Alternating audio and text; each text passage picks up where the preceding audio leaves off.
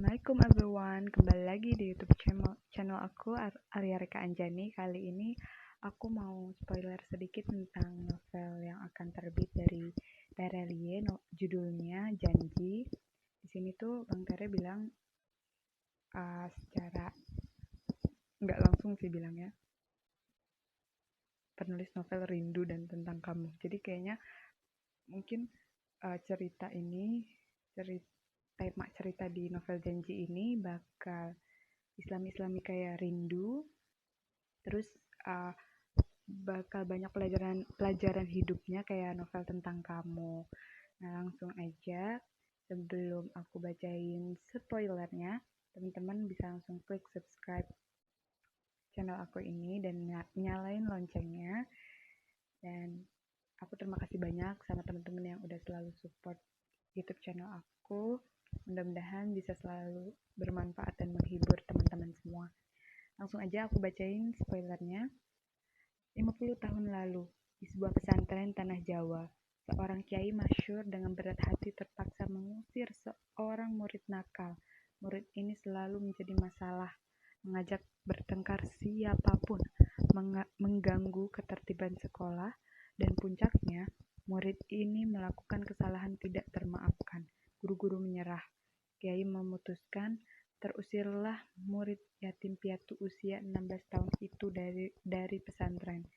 Untuk sehari kemudian, selama 3 malam berturut-turut, sang kiai bermimpi. Dia berada di tengah gurun pasir. Gurun itu ramai, orang-orang yang hendak berpergian ke tujuan akhir. Sebagian orang-orang itu membawa beban berat, tersengal berjalan. Panas membakar kepala, sebagian lagi merangkak dengan kaki berdarah. Menyeret bandul-bandul bola besi. Malang sekali nasibnya. Hanya 1-2 penumpang yang menaiki dokar. Itu pun dengan kuda yang terlihat tua dan lemah. Kiai ini beranjak melangkah. Dia pun tak mendapatkan jatah dokar. Dia harus berjalan kaki di tengah terik matahari. Saat dia mulai berjalan, mendadak sebuah mobil indah mendekat. Sungguh hebat mobil itu. Warnanya emas, rodanya perak, melaju bagai terbang di atas jalanan pasir. Mobil itu berhenti, pintunya terbuka. Seseorang tersenyum di sana, mengulurkan tangan, mengajak Kiai ikut naik.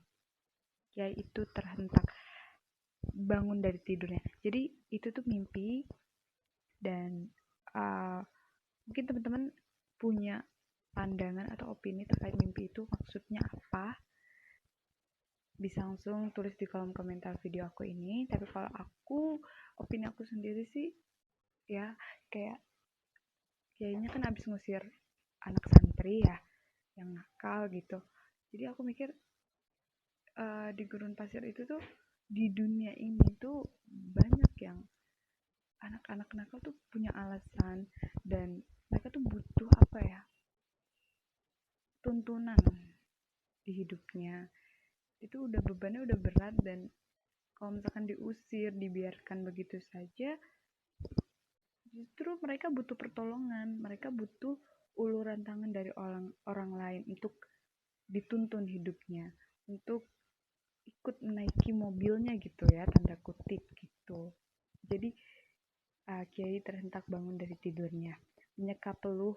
Sungguh masih terasa betapa panasnya padang pasir tadi. Terdiam, merenung. Wahai, 3 malam berturut-turut mimpi itu hadir, seolah nyata. Di hari keempat, Kiai memutuskan mencari muridnya yang dia usir itu.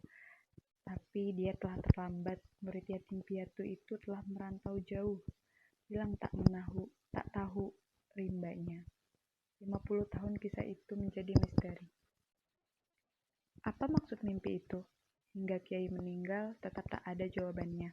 Sebelum meninggal, Kiai berwasiat ke anak-anaknya, carilah murid itu dimanapun berada, temukan. Bertahun-tahun ikhtiar itu gagal. Tidak ada yang tahu di mana murid itu berada. 50 tahun kemudian, hingga misteri itu akhirnya terpecahkan lewat siklus yang sama. Inilah kisah tentang kemuliaan hidup yang tak akan pernah tertukar walau sehelai benang sekalipun. Bahwa kita semua tidak pernah dinilai dengan ukuran duniawi. Inilah kisah tentang keteguhan iman, ketika cahaya lembut tauhid akhirnya membasuh hati seorang anak manusia. Tentang kejujuran tiada tara, tentang akhlak tiada tara yang akan meruntuhkan kesombongan hati, menghancurkan benteng-benteng kepalsuan hidup. Sungguh, apa yang sebenarnya kita cari dalam hidup ini? Apa sebenarnya hakikat hidup? Apakah kita benar-benar hidup di setiap hal nafas kita? Atau hanya mengulang siklus hidup miliaran manusia lainnya? Inilah kisah tentang sebuah janji. Di sini Bang Tere bilangnya pada 23 Maret 2020 novel ini segera terbit dan naskah ini kalau rilis dalam bentuk ebook dulu di Google Play Store gitu. Nah, aku juga udah nemuin lagi postingan terbaru terkait novel janji ini dari Bang Tere, yaitu pada 14 Maret 2021. Di sini Bang Tere membagikan 3 chapter dari novel ini. Aku nggak tahu ini full 3 chapternya di novel nanti yang akan terbit rilis gitu ya, aku nggak tahu. Tapi di sini panjang banget. Aku bakal bacain sedikit dan teman-teman yang mau baca full chapter ini bisa langsung klik linknya di kolom deskripsi video aku ini. Oke, langsung aja ke bab 1, tamu agung yang belum tentu agung. Kisah ini dimulai di suatu hari yang cerah. Cahaya matahari lembut menyiram bumi penuh kasih sayang. Burung berkicau menyanyikan orkestra selamat pagi. Kepul kabut menyelimuti lereng pegunungan. Di sebuah kawasan sekolah agama yang luas, tak kurang ada 5 desa di sana. Dan nyaris separuh penghuninya adalah murid sekolah. Kesibukan hari itu terasa lebih dibanding hari-hari sebelumnya. Ada tamu agung, itulah sebabnya. Sejak lepas subuh ribuan murid-murid sibuk. Tenda raksasa terpasang di lapangan yang biasanya digunakan untuk bermain sepak bola. Kursi-kursi berbaris rapi, panggung dari kayu berdiri kokoh di depannya. Karpet dihamparkan, lengkap dengan sound system terbaik yang didatangkan dari kota terdekat. Tidak hanya murid, penduduk desa juga ikutan sibuk. Pun tambahkan puluhan orang-orang berpakaian safari, petugas keamanan yang didatangkan khusus dari ibu kota. Wajah mereka serius, gerakan tubuh mereka tangkas, mata awas mengamati sekitar. Sejak semalam memastikan kunjungan tak kurang satu apapun. Pukul 10, kursi-kursi telah dipadati murid. Tak kurang 2.000 yang duduk di sana. Tambahkan ribuan lainnya yang berdiri. Lapangan ramai sekali oleh murid yang memakai sarung dan peci. Mereka mengepit kitab kuning, mencoret-coret di buku tulis, mengobrol, mengisi waktu. Panggung telah diisi, belasan guru senior duduk di sana. Semua menunggu, baik itu yang memang sukarela menunggu atau terpaksa menunggu. 15 menit kemudian, di pengkolan jalan menuju gerbang sekolah, terdengar suara rebana ditabuh. Tola al-badru alaina. Keramaian pecah sudah.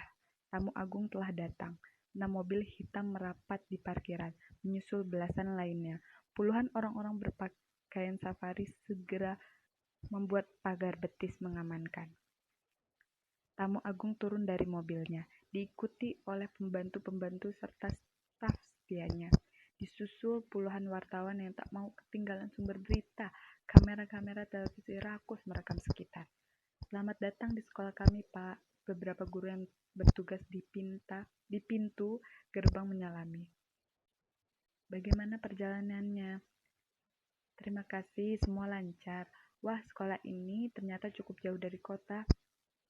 Memang demikian, Pak, agar murid-murid bisa tenang belajar, sekaligus agar tidak mudah kabur dari pondokan. Tamu agung tertawa lebar. Pagi ini dia mengenakan kemeja putih kesukaannya, juga pembantu dan stafnya. Ini kunjungan penuh tenaga. Jarang sekali dia mendatangi sebuah tempat dengan pasukan lengkap. Melakukan perjalanan darat selama 6 jam dari bandara terdekat, menunda acara lain. Tapi mau bagaimana lagi? Sekolah ini sangat penting. Selain 10.000 muridnya, pemimpin sekolah ini adalah ulama masyhur berpengaruh. Rombongan langsung menuju panggung. Murid-murid berdiri, ditabuh min tasmiyatil wada. Nyanyian selamat datang dilantunkan. Assalamualaikum Pak Kiai, tamu agung menyalami ahli rumah. Seorang laki-laki usia 50 tahun dengan sorban putih tersenyum menyambut tamunya di bawah bibir panggung. Dia masih terhitung muda untuk seorang ulama masyhur, tapi ilmunya luas, pemahamannya mendalam, berguru langsung dengan ulama-ulama terkemuka di semenanjung tanah kelahiran Nabi, menguasai 6 bahasa sekaligus, dan tambahkan nilai tambah lainnya yang sulit dibantah. Putra pertama dari pendiri sekolah agama itu, penerus kiai ternama seluruh pulau. Murid-muridnya memanggil Buya alias ayah. Waalaikumsalam, suara beratnya menjawab. Tamu agung memeluk Buya, yang dibalas dengan pelukan hangat. Maaf jika sambutan kami seadanya, ini luar biasa Pak Kiai, kata tamu agung sambil menatap sekelilingnya. Bukan main, ini memang sambutan yang sangat meriah. 10.000, 100.000, jutaan calon pemilih. Jika mereka bisa menaikkan beberapa dikit presentasi suara di provinsi ini, kemenangan sudah di tangan. Kemana arah angin bertiup dari sekolah ini? Orang banyak akan sami'na wa ata'na. Kita langsung saja, Buya menunjuk panggung yang telah siap. Ya, silakan Pak Kiai. Jadi tuh mungkin tamu ini tuh yang butuh banyak suara dan suatu situasi politik kali ya. Dia butuh banyak suara, makanya dia kampanye lebih tepatnya kali ya. Jadi kan karena di sini ada 10.000 murid santri gitu ya. Terus pemimpin pondoknya juga berpengaruh. Jadi itu tepat sasaran buat cari suara sih kalau pandangan aku. Kalau teman-teman punya pandangan lain bisa langsung tulis di komentar. Aku lanjut aja ke ini. Sekali lagi, maaf seadanya, hanya teh hangat dan kue ala sekolah. Semoga berkenan. Buya tersenyum, mempersilahkan tamu menikmati. Tidak apa Pak Kiai, ini justru bagus. Saya bisa menikmati minuman dan makanan murid-murid di sini. Tangannya meraih cangkir dengan kepul uap. Aromanya menguar lezat. Tanpa ragu dia mendekatkannya ke mulut, menghirupnya. Astaga, terkesiap, nyaris menyemburkan air teh di mulutnya. Tapi bagaimanalah, dia sedang di atas panggung dengan puluhan wartawan, ribuan murid juga menduduk. Itu akan menjadi berita viral nasional.